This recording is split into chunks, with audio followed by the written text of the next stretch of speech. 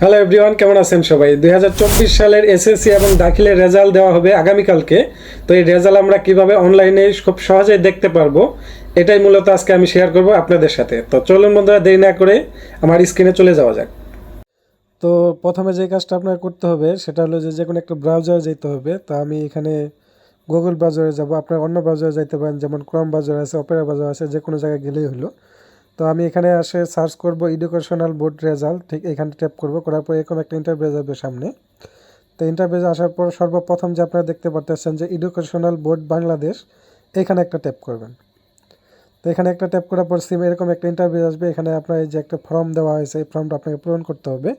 সেক্ষেত্রে প্রথমে আমরা এক্সাম যে দিয়েছি, যা আমরা যেহেতু এসএসসি বা দাখিল দিয়েছি, তো এখানে এসএসসি বা দাখিল এটা সিলেক্ট করব।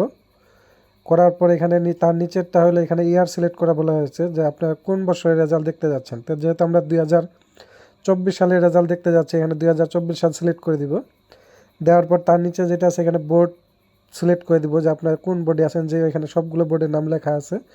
তো যেহেতু আপনি ঢাকা, কুমিল্লা বা চিটাং যেই বোর্ডে হোক না কেন, সেটা আপনি সিলেক্ট করে দেবেন। সিলেক্ট করে দেওয়ার পর সেম এইভাবে নিচে রোল নাম্বার চাওয়া হয়েছে, 4 নাম্বার অপশনে রোল নাম্বার চাওয়া হয়েছে, এখানে আপনার রোল নাম্বারটা দিয়ে দিবেন। তার নিচে যেটা, এটা হলো রেজিস্টার নাম্বার। আপনার রেজিস্টার নাম্বারটা এখানে দিয়ে সবার শেষে যেটা আছে এখানে সাইডে দেখেন যে লেখা আছে আমার 6+7।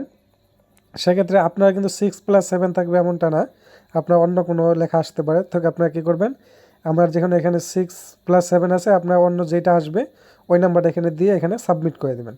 তো যখন আপনি এইভাবে সাবমিট করে দেবেন, তখন কিন্তু আপনাকে সঙ্গে সঙ্গে আপনার রেজাল্টটা একদম কোন সাবজেক্টে কত পেয়েছেন না পেয়েছেন সব একদম সম্পূর্ণ চার্জশিটটি আপনাকে, মার্কশিট সহ আপনাকে দেখায় দেবে।